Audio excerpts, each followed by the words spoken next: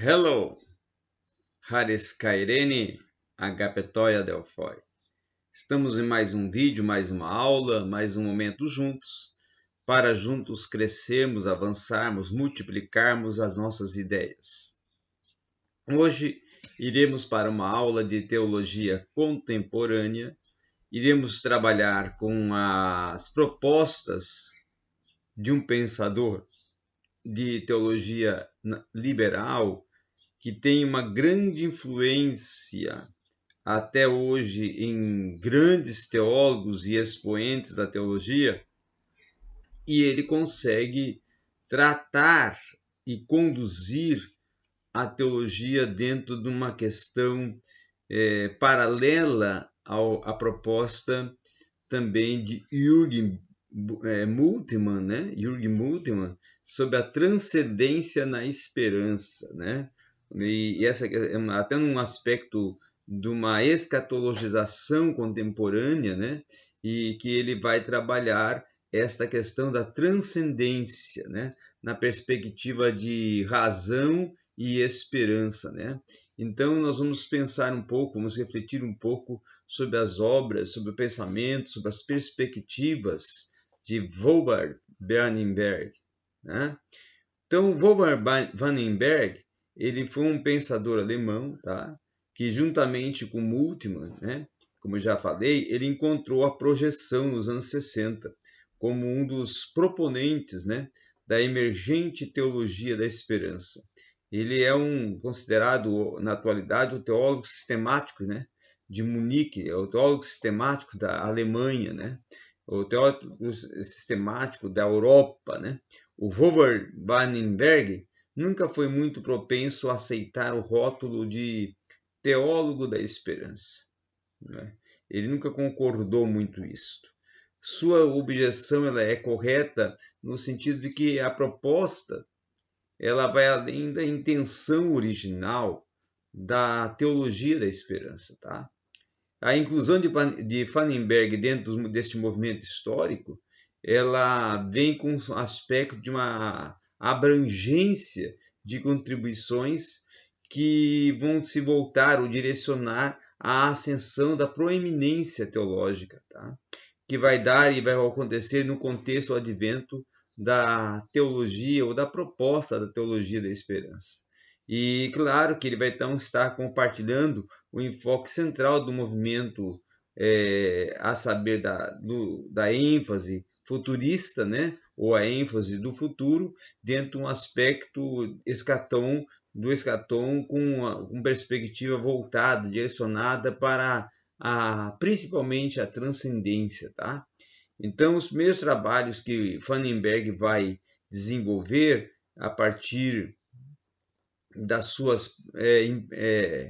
seus empreendimentos e desenvolvimentos acadêmicos e teológicos vão começar justamente a partir, vamos dizer ali, quando ele sai, né, da academia, sai da sua formação e começa a compor, a escrever e a tornar-se, né, um influente, vamos dizer assim, professor e docente, tá? Ele vai ter um viés, quando ele forma-se na Universidade de Berlim, de pensamento, vamos dizer assim,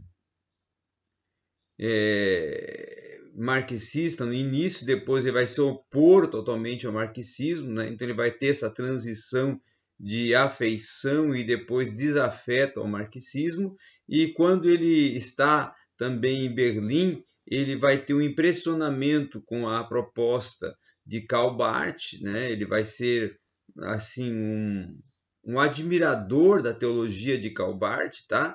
E ele vai desenvolver alguns estudos, principalmente na questão da teologia dialética, e isso vai influenciar, levando Vandenberg até sentir-se um pouco à vontade na perspectiva do dualismo, tá?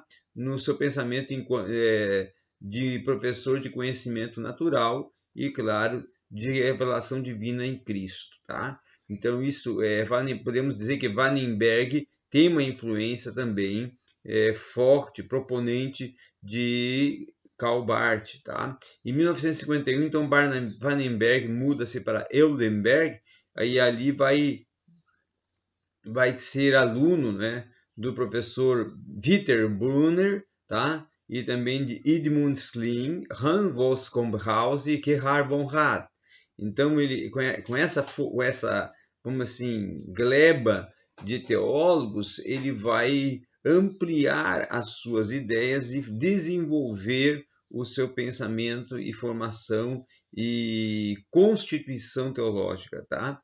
Então, durante alguns anos de estudo na Universidade da Alemanha, na Universidade de Berlim, é que ele vai construir toda a sua teologia e até, vamos dizer assim, o grande trabalho, a grande proposta que sai desse momento que ele está em recluso, em formação, é o primeiro trabalho dele com a proposta de revelação como história, tá?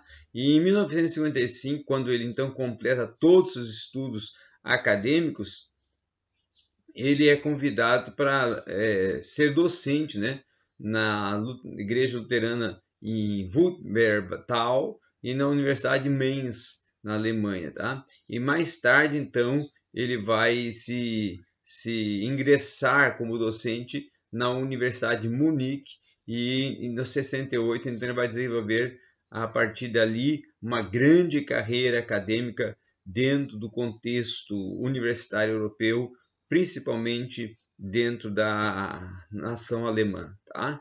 Dentro da colônia e cultura e perspectiva das universidades alemãs. Então, entendo a teologia de Vandenberg, nós podemos considerar que é um teólogo tanto eclesiológico, como ele também é um teólogo na perspectiva pública, do aspecto público, tá? A sua proposta, então, é uma proposta que vai ser direcionada à unidade da igreja e depois dentro da perspectiva do mundo secularizado.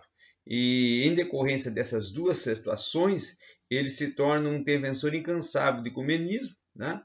E depois ele vai trabalhar a perspectiva de uma oposição política ao Concílio Mundial das Igrejas, e mais tarde ele vai se tornar também um defensor do estabelecimento da comunhão, da Eucaristia entre as igrejas e da defesa da unidade, vamos assim, de todas as igrejas, a unidade cristã, propondo assim e defendendo o ecumenismo, tá? A sua preocupação maior, ela vai ser limitada a um sentimento da função da igreja no mundo como testemunha dentro de uma temporalidade de todas as instituições humanas para a preparação para a vinda do reino de Deus, tá?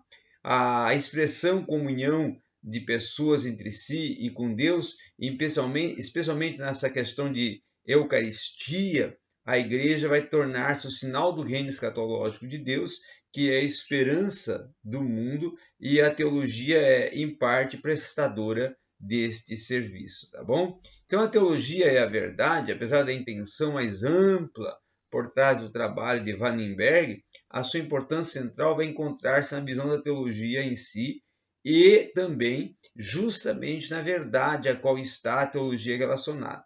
Então, em termos simples, ela está procurando mudar o rumo da teologia contemporânea para combater o que vem a ser a privatização da crença religiosa e especialmente da teologia. Então, precisamos situar essa questão de contexto, de análise de Vandenberg dentro da trajetória da teologia moderna, tá? Precisamos racionalizar, fazer um desenvolvimento racional acima e em cima da proposta de Vandenberg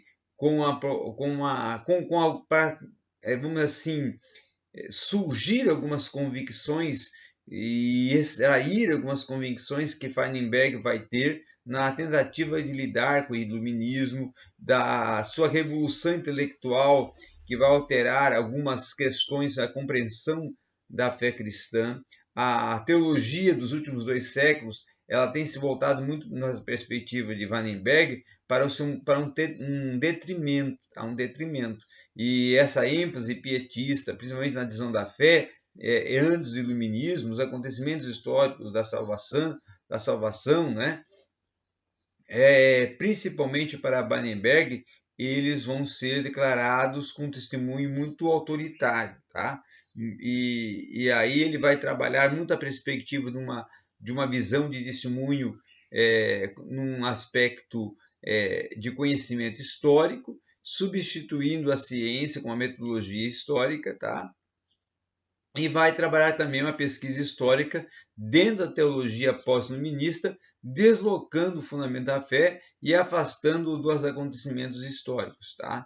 Então ele vai desenvolver uma transcendência e uma alteração e uma divergência dentro de alguns enfoques. Alguns teólogos vão desprezar o conteúdo histórico da tradição cristã, considerando ele irrelevante. E essa posição do pietismo radical, entre os quais Vandenberg vai incluir o próprio Rudolf Bultmann, eles vão seguir aquilo que o Vandenberg vai denominar como pietismo conservador, tá? Então esse caráter plausível dos aspectos históricos da fé vão basear-se numa experiência de fé e essa proposta ela vai ser uma proposta alternativa que Vandenberg vai trabalhar, vai desenvolver e vai encontrar dentro da tese de Lutero na perspectiva da natureza da fé. Então, a partir disso que Vandenberg vai concluir que a fé é dependente de uma base histórica e que ela está dentro de um contexto, do arcabouço da revelação histórica de Deus e que o fundamento para o ato da confiança, da convicção, ela não está pautado em si mesma, mas é dentro de um transcender. Então ele admite que a revelação serve como base da fé, continua sendo contestável no aspecto secular, porém serve para a base da fé. Essa fé ela tem um sentido irracional, ela é um questionamento, ela tem um viés de questionamento filosófico, e Vandenberg também vai trabalhar com uma teologia intelectualizada, totalmente academicista, dentro de uma perspectiva de uma tradição clássica, em que ele vai abordar principalmente a razão e a esperança. Então, a visão de Vandenberg sobre a natureza da tarefa teológica é justamente dar origem a uma teologia, tá? Voltada para dois pontos que para ele são dois pontos focais entrelaçados, que é justamente razão e esperança. É aí que ele e Jürgen Moltmann se unificam, se entrelaçam em sua proposta teológica. Então, o significado do termo razão é óbvio, diante daquilo que nós temos e conhecemos, que já foi até observado, é o exercício racional. E o termo esperança, ele já tem uma perspectiva teológica definida, com voltada para o escatom, tá? Então essa teologia da esperança, esse conceito de reino de Deus, ele é fundamental para toda a teologia de Vandenberg e ele é entendido como a glória da Trindade demonstrada justamente nesse governo de Deus sobre a criação, tá? Vandenberg não vai seguir uma teologia do século XIX.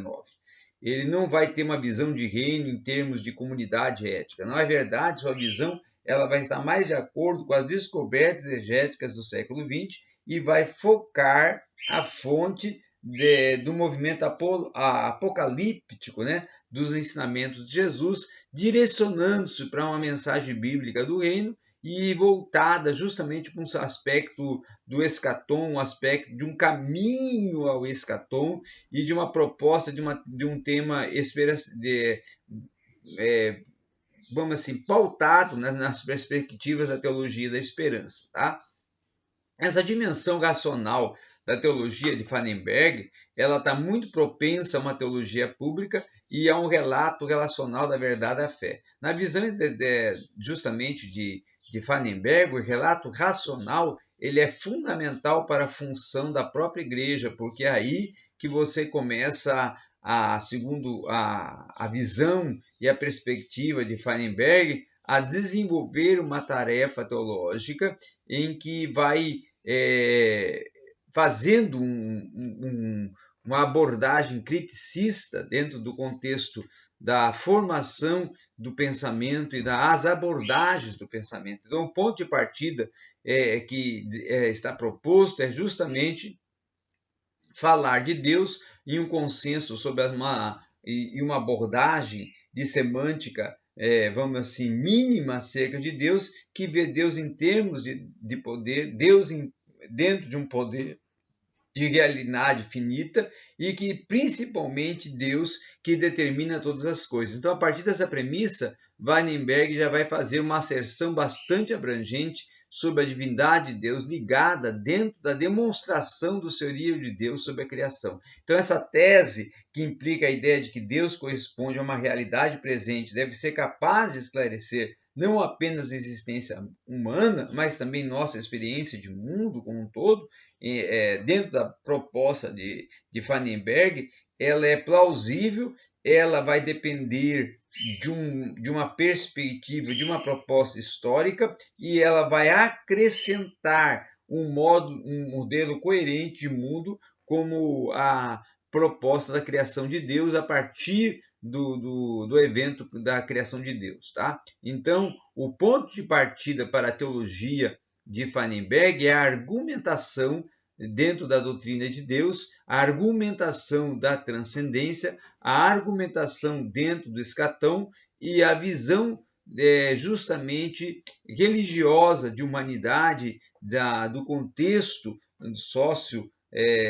religioso e sociopolítico que Weinberg vai estar desenvolvendo a sua perspectiva teológica, o seu refletir teológico, o seu olhar teológico. Então, Weinberg tem um contributo, sim, de grande, vamos dizer assim, significância para a teologia do século XX, XXI, tá? Ele vai ter, claro, a sua grande proponência a partir dos anos 1960, porém, ele vamos poder colocar que de 60 até 2000, vamos colocar aí de 60 até 90, 97, ele vai ter um grande, domínio dentro das suas perspectivas teológicas, dos seus viés teológicos, das suas influências teológicas na Europa e nas universidades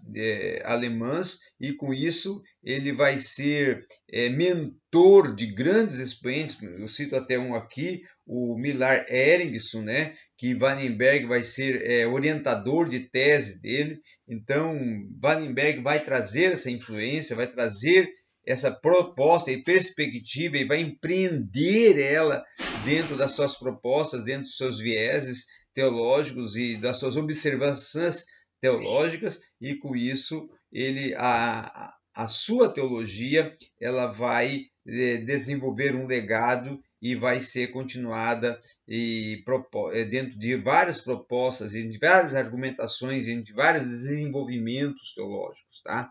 Então, por isso que é a importância de se estudar, né, a questão da proposta da transcendência da razão, da transcendência do escatom, da transcendência esperança, razão e esperança, na perspectiva também de Wolfgang Weinberg, ok? Então era essa a nossa informação hoje, falando um pouco de Wolfgang Weinberg.